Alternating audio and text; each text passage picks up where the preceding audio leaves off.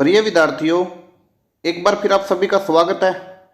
आज के इस वीडियो लेक्चर में हम 10th क्लास का चैप्टर नंबर 10 वृत्त सर्कल उसमें जो ऑब्जेक्टिव टाइप क्वेश्चन है उनके बारे में डिस्कस करेंगे।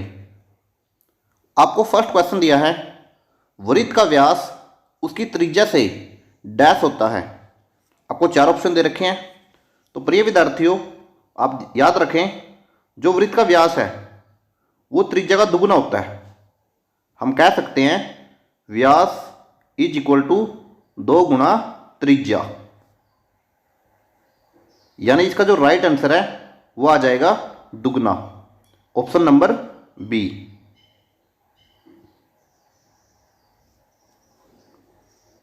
नेक्स्ट क्वेश्चन दिया है, वृत्त की सबसे बड़ी जीवा होती है।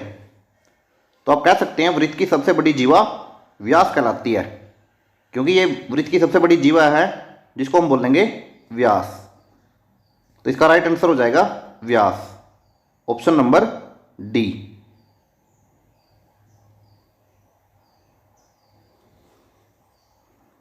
नेक्स्ट क्वेश्चन दिया है, किसी वृत्त की कितनी स्पर्श रेखाएं हो सकती हैं। जैसे आपके पास एक वृत्त है और ये आपने स्पर्श रेखा खींच दी, आप ये भी स्पर्श रेखा खींच सकते हो, ये भी स्पर्श रेखा खींच सकते हो, ये भी स्पर्श रेखा खींच सकते हो, यानी एक वृत्त पर अपरिमित रूप से अनेक स्पर्श रेखा खींच सकते हैं हम। यानी जो ऑप्शन नंबर सी है अपरिमित, वो जाएगा इस क्वेश्चन का राइट आंसर, अपरिमित या फिर अनेक। नेक्स्ट क्वेश्चन दिया है, अर्धवृत्त में बना कोण डैश होता है। तो आप याद रखें, अर्धवृत्त में बना कोण समकोण होता है, 90 डिग्री का होता है। जैसे आपके पास एक अर्धवृत्त है, अगर इसके अंदर आप कोई एंगल बनाओगे तो ये एंगल बनेगा 90 डिग्री का एंगल बनेगा।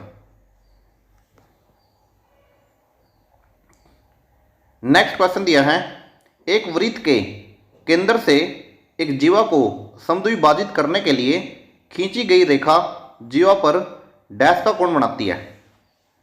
आपको 4 ऑप्शन दे रखे हैं। जैसे आपके पास एक वृत्त है और वृत्त पर आपने एक जीवा खींच दी, या आपने जीवा खींच दी ए बी। उसके बाद ये केंद्र बिंदु है, अगर केंद्र बिंदु पे से हम जीवा को समद्विभाजित करें, एक लंब खींचे, तो ये 90 डिग्री का कोण बनाएगा। कितने डिग्री का? 90 डिग्री का। यानी हम कह सकते हैं जीवा पर डाला गया लंब जीवा को समद्विभाजित करता है। तो ये हो जाएगा इसका right answer 90 degree, option number सी।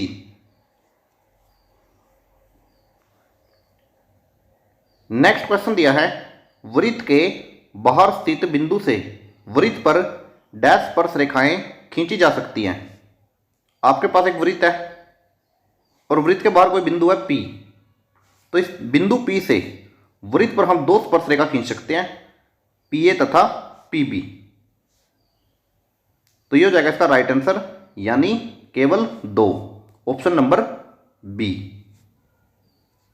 वृत्त के बाहर स्थित बिंदु से हम वृत्त पर केवल 2 स्पर्श रेखा खींच सकते हैं।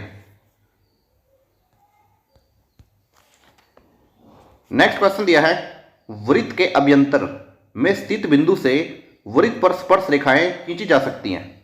जैसे आपके पास एक वृत्त है और वृत्त के अंदर कोई बिंदु है, एग्जांपल के लिए बिंदु मान लिया हमने ए, और इस बिंदु से हम कोई भी वृत्त पर स्पर्श रेखा नहीं खींच सकते। यानी हम कह सकते हैं इसका जो राइट आंसर है वो आ जाएगा ऑप्शन नंबर ए, 0।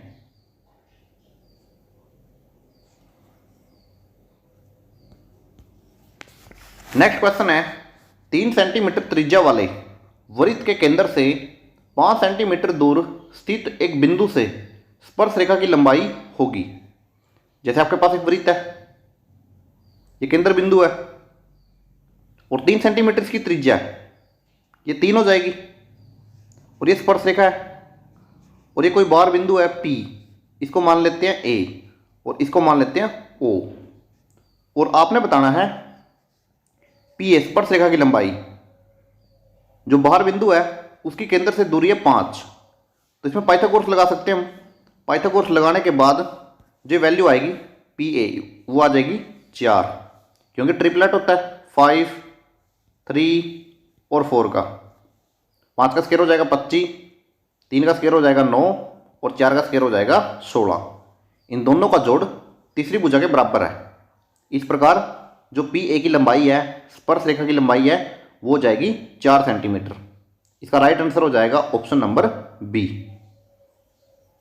वृत्त की स्पर्श रेखा स्पर्श बिंदु से होकर जाने वाली डैश पर लंब होती है।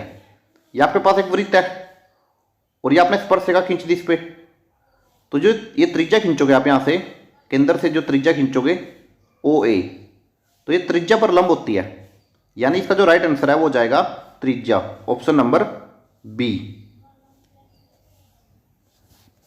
नेक्स्ट क्वेश्चन दिया है, वृत्त के किन्हीं दो बिंदुओं को मिलाने वाले रेखाखंड को कहा जाता है। ये आपके पास वृत्त है और वृत्त पे आपने दो बिंदु ले लिए, बिंदु A और ये ले लिया बिंदु B। अगर दो बिंदु को मिलाओगे आप तो ये बनेगी जीवा, तो इसको बोलेंगे वृत्त की जीवा। ऑप्शन नंबर जो बी है वो राइट आंसर हो जाएगा जीवा।